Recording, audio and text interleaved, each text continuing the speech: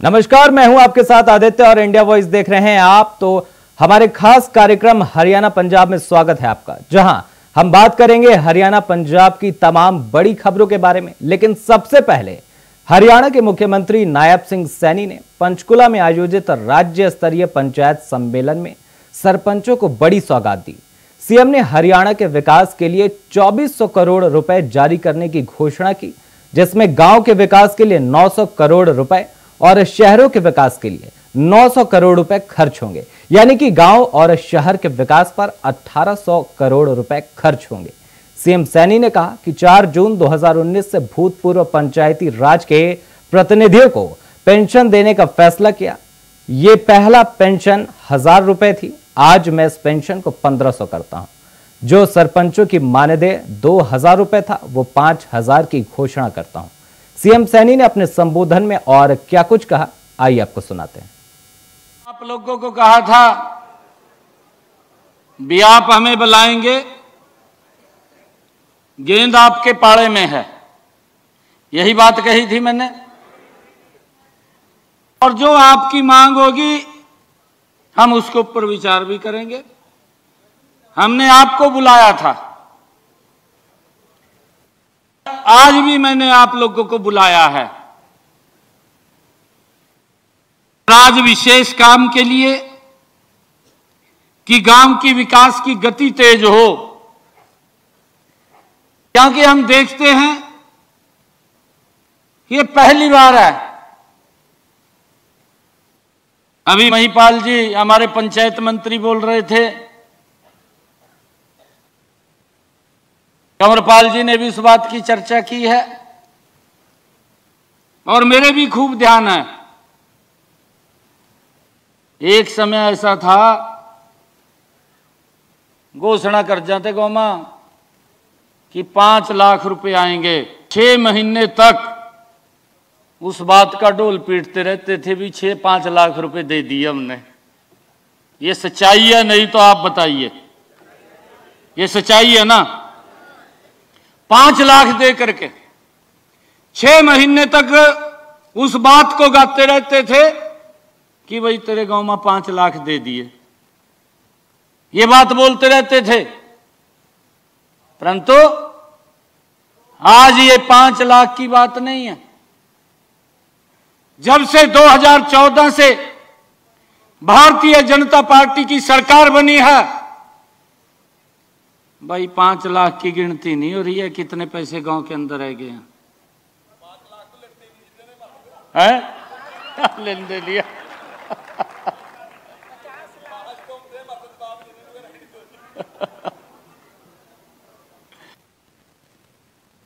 ये मैं जो बात बोल रहा हूं ये ठीक बोल रहा हूं भाइयों? इस प्रकार की ये स्थिति थी, परंतु मैंने पीछे भी आप लोगों को बताया था कि हमने इसके अंदर बड़ा बदलाव किया है। और बदलाव ये किया है, हम देखते हैं कि जो पंचायतों का पैसा था 2014 से पहले वो 600 करोड़ रुपए था बजट, और आज कितना है? आज ये बजट 7276 करोड़ रुपए है। एक जमीन आसमान का अंतर है। हम ये भी देखते हैं कई गांव ऐसे हैं जिन गांव के अंदर पैसा लगाने की जगह भी नहीं बची है। ऐसे बहुत सारे गांव हैं। और नहीं तो हम काम के लिए तरसते रहते थे, मेरी गली बन जा, मेरा ये हो जा, मेरा वो हो जा। मैं एक कहावत आपको बताता हूं, कहावत नहीं है, सच्चाई है ये। नारायणगढ़ से मैं 2014 में विधायक था। आदरणीय मनोहर लाल जी ने अपनी कैबिनेट में मंत्री बनाया। तो एक व्यक्ति मेरे पास कभी किसी को भेजता, कभी किसी को भेजता। गांव से बाहर मकान बना लेते हैं। गांव के अंदर 500 मीटर दूरी के ऊपर उसने गांव से बाहर हट करके अपने खेत में मकान बना लिया। अच्छा रास्ता, बरसात पड़ती ट्रैक्टर भी जा रहे हैं, बुग्गी भी जा रही है। और जब उस रास्ते से निकलते तो जब बच्चे स्कूल में आते कपड़े खराब हो जाते, वो भी निकलते तो कपड़े खराब होते, घर में जाते तो कपड़े खराब होते। हमने गली भी बना दी, फिर भी वो प्रचार कर रहे यार उसके कहने से बना दी। कहा सरकार कोई काम नहीं कर रही। भाइयों, इस बात को हमने देखना है, इस बात का भी विचार करना है। मैंने आपके सामने आंकड़ों से बात रखी है। ये 2014 की बात मैं कर रहा हूं। 2014 में 600 करोड़ रुपए का पंचायतों का बजट था। 2024 के अंदर 7,500 करोड़ रुपए का हो गया। ये अंतर इस सरकार के अंदर विकास कार्यों का दिखाई देता है। जबरदस्त काम इस सरकार के अंदर हुए हैं। गांव की तस्वीर को बदला है, पिछले 10 वर्षों के अंदर बदला है। आदरणीय प्रधानमंत्री जी, जिनकी एक सोच है कि हमने विकसित राष्ट्र बनाना है, और उस विकसित राष्ट्र को लेकर के जो ये लक्ष्य है, ये लक्ष्य हमारे सामने है। अगर मेरा गांव विकसित होगा, मेरा जिला विकसित होगा, मेरा प्रदेश विकसित होगा, ये देश विकसित होगा। ये लक्ष्य प्रधानमंत्री जी का है और उसको साकार करने का कार्य वो हम सब ने करना है। तो चलिए रुक करते हैं अगली खबर का, जहां कुरुक्षेत्र में बीती देर रात झांसा से टोल रोड पर एक कार अनियंत्रित होकर भाखड़ा नरवाना नहर में जा गिरी। गनीमत यह रही कि कार चालक तैरना जानता था और उसने अपनी एक पैर में चोट होने के बावजूद भी बहादुरी का परिचय देते हुए कार के शीशे को खोलकर बाहर निकलते हुए तैरकर अपनी जान बचाई, अन्यथा उसकी भी जान जा सकती थी। नहर से बाहर आकर उसने अपने परिजनों को फोन कर सारी घटना की सूचना दी। जी बिल्कुल, सब तो पहला तो तुहाडा धन्यवाद। और टीम गोताखोर प्रगट सिंह 24 साल तो फ्री ऑफ कॉस्ट हर परिवार की सेवा सहायता कर रही है। अज गोकपुर के रहने वाले एक परिवार का मैसेज मिला सी कि रात उन्होंने 80 वर्षीय व्यक्ति जो अंबाला की तरफ निकलिया सी, लेकिन उसकी लत्त दे विच ना कट लगा हुआ, लत्त कट्टी हुई एक्सीडेंट के दौरान, और उन्होंने तो क्लच सही नहीं दबिया गया। अगों दूसरी गड्डी आ गई और गड्डी अनबैलेंस होकर नहर दे विच चली गई। फिलहाल जो व्यक्ति है सुरक्षित है, जिंदा है, और उन्होंने जो कार है उन्होंने लभन का जो टीम वालों सर्च लगातार जारी है। अंधेरा सी, उन्होंने एग्जैक्ट पता नहीं कि गड्डी किन्ने किलोमीटर तैरी नहीं तैरी, सो गड्डी नूं लभन का जो सर्च लगातार जारी।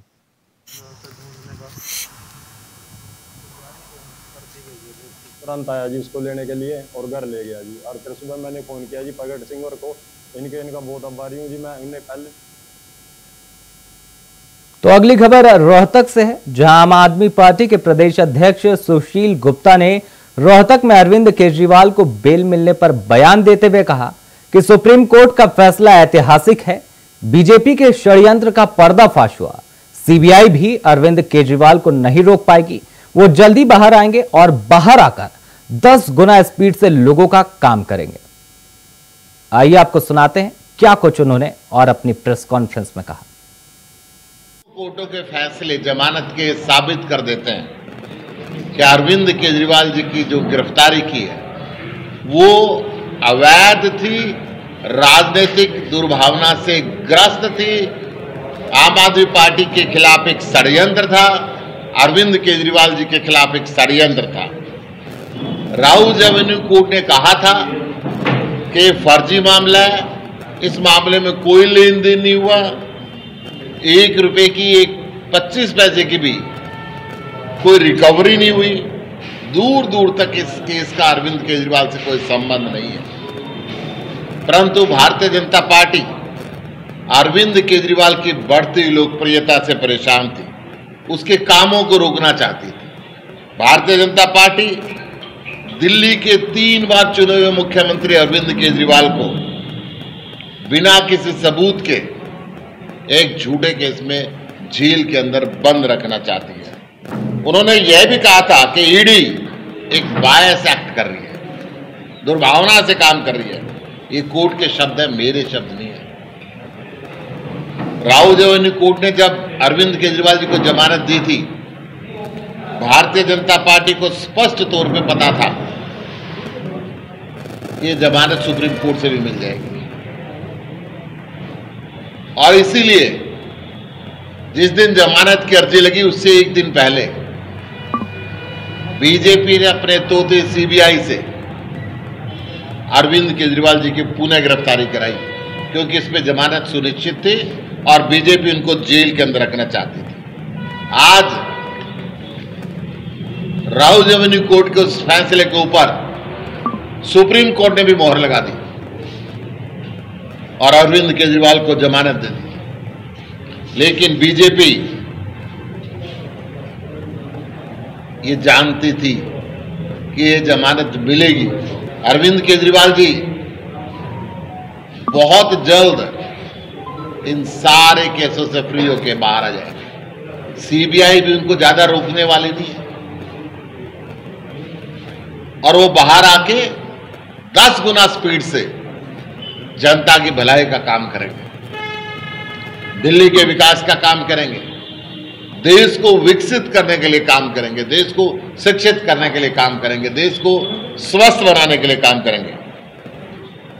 मैं आज बीजेपी के लोगों से कहना चाहता हूं कि आपका षड्यंत्र का पर्दाफाश देश के सर्वोच्च न्यायालय ने किया है। अब आपको शर्म आनी चाहिए। एक के बाद एक न्यायालय ने कहा है कि अरविंद केजरीवाल के खिलाफ एक भी सबूत नहीं है। आज मैं भारतीय जनता पार्टी के लोगों से कहना चाहता हूं, अपने घमंड को खत्म करें, अपने घमंड को खत्म करके षड्यंत्र रचना खत्म करें, विपक्षी पार्टियों को तोड़ने की कार्रवाई करना बंद करें। और ये जमानत आज पूरे देश के सामने साफ कर देती है कि अरविंद केजरीवाल सत्य के साथ खड़े हैं और खड़े रहेंगे। सत्य कभी पराजित नहीं होता। तो रुक करते हैं अगली खबर का। तो खबर यमुनानगर से है, जहां हरियाणा की शिक्षा मंत्री सीमा त्रिखा ने बड़ा बयान देते हुए कहा है कि आज कौन चाहता है कि उसका बेटा केजरीवाल बने। आम आदमी पार्टी का जन्म एक संत अन्ना हजारे के मंच से हुआ था, लेकिन उनका अंतिम स्थान कारागार में है। आगे उन्होंने कहा कि हरियाणा में शिक्षकों की कमी है, उसे दूर किया जाएगा। हरियाणा के 22 जिलों में 14,500 स्कूल हैं। बच्चों को स्कूलों तक ले जाने के लिए बसों का भी प्रबंध किया जा रहा है और हरियाणा के परिवहन मंत्री इस संबंध में गंभीरता से प्रयास कर रहे हैं। मैं चाहूंगा देखिए, चुनाव जो है ना वो जनता का अपना अधिकार है और आज हरियाणा में और देश में जितना बदलाव है ना वो सिर्फ हमारी इस जनता के मात्र एक वोट का नतीजा है कि आज हमारे पास संस्कृति मॉडल स्कूल हैं। ये वही एक वोट है जो उन्होंने कमल का बटन दबा करके दिया। अगर आज हमने 1,80,000 रुपया गरीबी का पैमाना बढ़ाया, 1,20,000 सालाना आमदन पूरे देश में है, लेकिन मनोहर लाल जी ने 1,80,000 करी।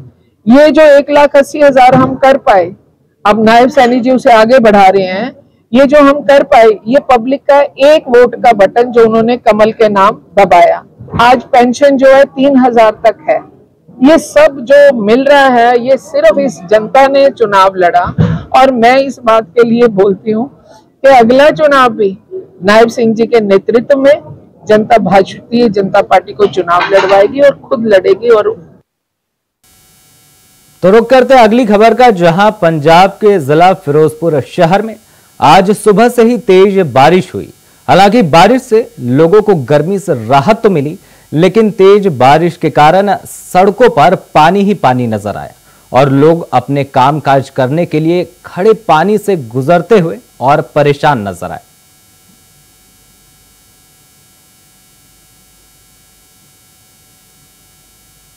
तो तस्वीरों में भी आप देख सकते हैं कि तेज बारिश तो हुई, लेकिन बारिश के कारण जहां आम आदमी को राहत मिली तो वहां समस्या का सामना भी करना पड़ा।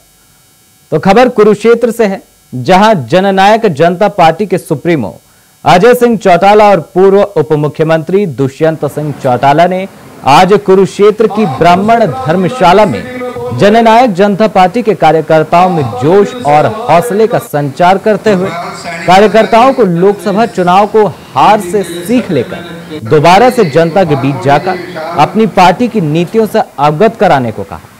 साथ ही चौटाला परिवार यूं ही नहीं, चौधरी देवीलाल का परिवार कहा जाता है और कहा कि चौटाला परिवार हार कर सीखने और फिर जीतने के लिए जानी जाती है।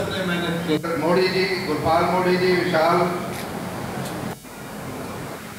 आप कुरुक्षेत्र जिला की इस मीटिंग में पहुंचे, आपका भी दिल से आभार व्यक्त करते। गुरपाल सैनी माजरा जी, कुरुक्षेत्र यहाँ पार्टी कार्यकर्ताओं से आगामी विधानसभा चुनावों के लिए चर्चा भी करी है। डॉक्टर अजय सिंह चौटाला जी ने दिशा निर्देश भी दिए हैं कि किस प्रकार से कार्यकर्ता घर घर जाए और मजबूती के साथ पार्टी संगठन की ताकत को बढ़ाने का काम। और मैं ये मानता हूँ इतिहास है, चाहे ये 77 की बात हो, चाहे 84 की, 87 की, चाहे 2014 की बात हो, जब जब जनता ने परिवर्तन की चाह रखी है बड़े बदलाव आए और आगामी दिनों के अंदर भी आप देखोगे कि प्रदेश की परिस्थिति किस प्रकार से बदलने का काम है। खबर यमुनानगर से है, जहां सैकड़ों रिटायर्ड कर्मचारियों ने जिला प्रधान सोमनाथ की अध्यक्षता में उपायुक्त कार्यालय के सामने धरना प्रदर्शन करके उपायुक्त के माध्यम से मुख्यमंत्री हरियाणा सरकार को मांगों का ज्ञापन भेजा। मंच का संचालन जिला सचिव ज्योत सिंह ने किया। इस अवसर पर रिटायर्ड कर्मचारियों को संबोधित करते हुए राज्य प्रधान जरनैल सिंह सांगवान ने कहा कि रिटायर्ड कर्मचारी संघ के आह्वान पर प्रदेश भर के विभिन्न सरकारी विभागों से रिटायर्ड कर्मचारियों की मांगों की लगातार अनदेखी के विरोध में प्रदेश भर के रिटायर्ड कर्मचारी सीएम सिटी करनाल डेरा में डालेंगे और हरियाणा के बोर्ड, निगम, सरकारी, अर्ध सरकारी, कॉरपोरेशन व निगम से रिटायर्ड कर्मचारी लगातार धरना व प्रदर्शन करके मांग पत्र भेजते रहे, लेकिन कोई सुनवाई नहीं हुई।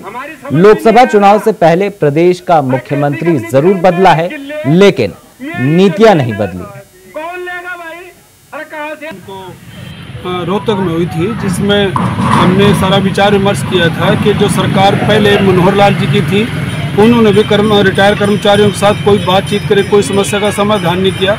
और अब नायब सैनी की सरकार आ गई, मुख्यमंत्री हैं वो, हमने उनको भी पत्र लिखे हैं, लेकिन उन्होंने भी अभी तक हमारे को बातचीत का कोई समय नहीं दिया। इसलिए निर्णय लिया गया था कि 12 जुलाई को पूरे हरियाणा में हम प्रदर्शन करके मुख्यमंत्री को ज्ञापन भेजेंगे। तो आज हम ज्ञापन भेजेंगे। ज्ञापन में हमने मुख्य मांग की है कि कम्यूटेशन की कटौती 15 साल होती है, और जबकि अब ये कैलकुलेट किया गया क्योंकि रेट ऑफ इंटरेस्ट कम हो गया, अब ये 10 साल और 8 महीने में कम्यूटेशन पूरा हो जाता है। तो ये जो फालतू हमारे से पैसा लिया गया ये वापस दिया जाए और ये केवल पटिशनर को ये सुविधा लाभ न दिया जाए, सभी रिटायर्ड कर्मचारियों के ऊपर ये लागू किया जाए। तो खबर यमुनानगर से है, जहां जगाधरी विधानसभा क्षेत्र के अंतर्गत गांव कैल के दलित समाज के लोगों ने बड़ी संख्या में लघु सचिवालय पर इकट्ठा पुलिस की लापरवाही और सही कार्रवाई न करने को लेकर पुलिस प्रशासन के खिलाफ जमकर प्रदर्शन और नारेबाजी की और पुलिस अधीक्षक से न्याय की गुहार लगाई। शुक्रवार को मामले की जानकारी देते हुए पीड़ित कर्णपाल व उसकी मां लाजवंती का कहना है कि उसका दलित परिवार 28 जून को अपनी जमीन पर मकान के निर्माण का कार्य कर रहा था। आरोपी राजेश नंबरदार सहित 6 अन्य लोगों ने इकट्ठा होकर उसकी पत्नी सीमा, बुजुर्ग माता पिता व बच्चों पर डंडे सरिये से हमला कर दिया और जमकर उनके साथ मारपीट की। पुलिस प्रशासन मुर्दाबाद, पुलिस प्रशासन मुर्दाबाद। तो खबर भिवानी से है, जहां हरियाणा बिजली वितरण निगम कार्यालय पर सीएम फ्लाइंग दस्ते ने आज छापेमारी करते हुए विभाग की कार्यप्रणाली की जांच हेतु डॉक्यूमेंट अपने कब्जे में लिए। आपको बता दें कि सीएम फ्लाइंग दस्ता दोपहर को अचानक बिजली निगम की भिवानी सिटी सर्कल कार्यालय में पहुंची और वहां के अधिकारियों व कर्मचारियों की उपस्थिति जांचने के बाद लोगों द्वारा की गई कंप्लेंट कितनी बकाया है तथा कितनी कंप्लेंट को दूर किया गया है, इस बात की जांच की। इसके साथ ही सीएम फ्लाइंग दस्ते ने नए कनेक्शन के रिकॉर्ड को भी जांचा।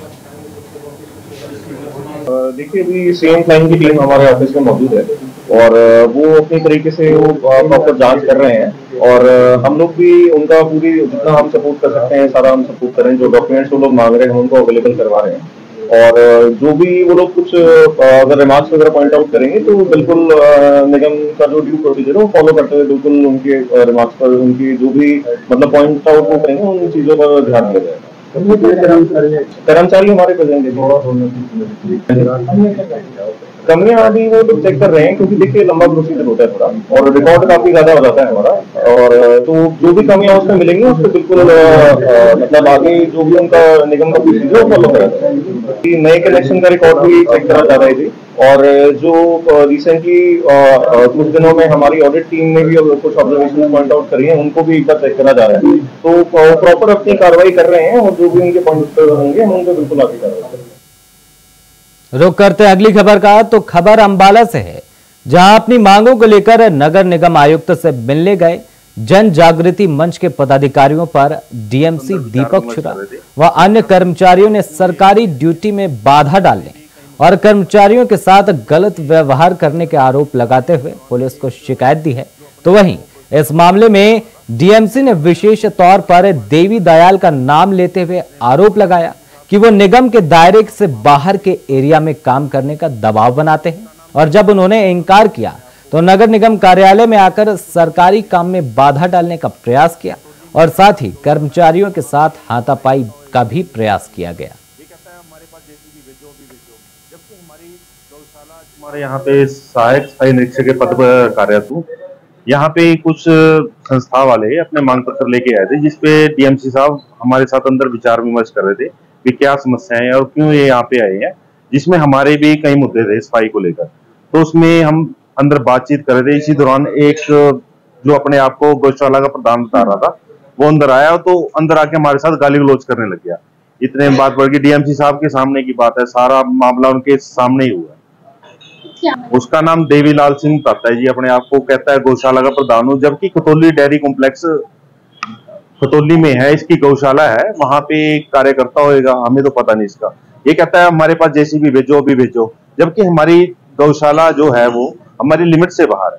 फिर भी हम चलो धर्म का काम है भेज देते हैं, बट आज इसने आगे बड़ी बदतमीजी करी और गाली गलौज अंदर आके करने लगा। खबर भिवानी से है, जहां शहर को स्वच्छ बनाने में स्वच्छता प्रहरियों की अहम भूमिका मानी जाती है, लेकिन वही स्वच्छता प्रहरी अपनी विभिन्न मांगों को लेकर पिछले लंबे समय से संघर्ष कर रहे हैं और अब सफाई कर्मचारी सरकार पर उनकी मांगों को अनदेखी करने वाला रवैया अपनाने का आरोप भी लगा रहे हैं और काफी सख्त नजर आए तथा चेतावनी दी कि यदि जल्द ही उनकी मांगें नहीं मानी गई तो इस बार विधानसभा चुनाव में भाजपा को सत्ता की कुर्सी से गिराने का काम करेंगे। इसी कड़ी में अपनी विभिन्न मांगों को लेकर नगर पालिका कर्मचारी संघ हरियाणा के आह्वान पर सफाई कर्मचारियों ने शुक्रवार को काले झंडे लेकर, काले बिल्ले लगाकर व उल्टी झाड़ू लेकर शहर में प्रदर्शन किया। नगर चौक से होते हुए मुख्य चौराहे से आकर के हमने यहाँ पर लघु सचिवालय में आकर तक अपना समाप्त किया है। हमारी सरकार से एक ही मांग है, कच्चे कर्मचारियों को पक्का कर दे और जो इनका जो हमारा पीएफ बकाया है वो वापस कर दे, हमारा जो जमा है। और सरकार से हमारी यही बात है, अगर कर्मचारी कुछ नहीं सोचेगी ना, ऐसा काम कर देंगे। अब कहते 5 MP की सीट आई थी, अगली बार 5 भी नहीं आएगी। और विधानसभा में सोच लेना, ये कहते हैं ना भाई हमारी ये नू और वो फलान टिकड़ी मुकड़ी, ऐसा काम कर देंगे कर्मचारी। ये सरकार रो रो के आज से पूछेगी हमारे लिए क्या बनेगी। कर्मचारियों को पूछ के नहीं देखे, बेचारे बूढ़े हो गए, कर्मचारियों को पक्का नहीं करे। खट्टर से भी रो लिया, हम इसको भी रो लिए, अब सैनिक रो रहे हैं। हम तो सरकार चाहते हैं हमारी इनको पक्का किया जाए। हम सरकार से और कोई हमारी मांग नहीं है, इनको पक्का रोजगार मिल जाए। बेचारे बूढ़े हो गए कर्मचारी हमारे, क्या किया जाए, सरकार से हमारी निवेदन है। रुक करते हैं अगली खबर का, जहां पंजाब में दिन प्रतिदिन गुंडागर्दी के मामलों में बढ़ोतरी देखने को मिल रही है। तो वहीं पटियाला के अनाज मंडी में एक नया मामला सामने आया है, जहां एक लड़की को 3 लड़के जबरदस्ती उठाकर उसका शोषण करना चाहते थे। तो वहीं मौके पर पहुंचे पुलिस अधिकारी ने कहा कि 10 तारीख की रात 10 बजे कुछ अज्ञात व्यक्तियों की तरफ से एक मंजू नाम की लड़की के साथ बदसलूकी की गई थी। लड़की की तरफ से थाने पर दरखास्त दी गई। इस घटना में एक व्यक्ति पटियाला के राजेंद्र अस्पताल में भर्ती है। दोनों पार्टियों को थाने बुलाकर मामले की जांच की जा रही है। जो भी इस मामले में दोषी पाया जाएगा उसके खिलाफ सख्त कार्रवाई की जाएगी।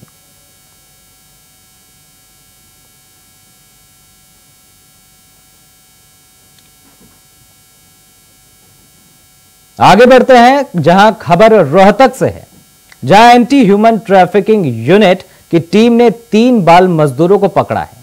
ये शहर में अलग अलग दुकानों पर काम कर रहे थे। इसकी सूचना पर टीम ने छापेमारी कर 3 नाबालिग बच्चों को बाल मजदूरी करते हुए पकड़ा, जिसके बाद टीम ने कानूनी कार्रवाई शुरू कर दी। साथ ही बता दें कि उनकी उम्र भी 15 साल से कम है। इन बच्चों से काम करवाना कानूनी तौर पर अपराध है। Incharge anti human trafficking unit state crime branch Rohtak. ये क्या कार्रवाई की गई शहर के अंदर? ये स्पेशल कैंपेन चला हुआ है ऑपरेशन स्माइल, तो उसके संबंध में माननीय श्री एडीजीपी क्राइम हरियाणा की तरफ मार्गदर्शन में ये S2 टीम द्वारा बच्चे रेस्क्यू किए गए हैं जो चाइल्ड लेबर करते हुए पाए गए। शहर रोहतक में अलग अलग जगह से 3 बच्चे हमने रेस्क्यू किए हैं। तीनों बच्चों को CWC के सामने पेश किया है, उनके पेरेंट्स को बुलाया है, उनको जागरूक किया कि भाई छोटे बच्चों को चाइल्ड लेबर करवाना अपराध है। इससे बच्चों के भविष्य पे पूरा असर पड़ता है, गलत असर पड़ता है। बच्चों की पढ़ाई की उम्र है, पढ़ने का टाइम दिया जाए उनको, और उनके पेरेंट्स को बुलाया गया है, दुकानदारों को जागरूक किया गया भाई छोटे बच्चों को चाइल्ड लेबर मत करवाओ, और पेरेंट्स को बुला के भी समझाया गया है CWC के माध्यम से। ये अभियान कब से चला हुआ मैडम?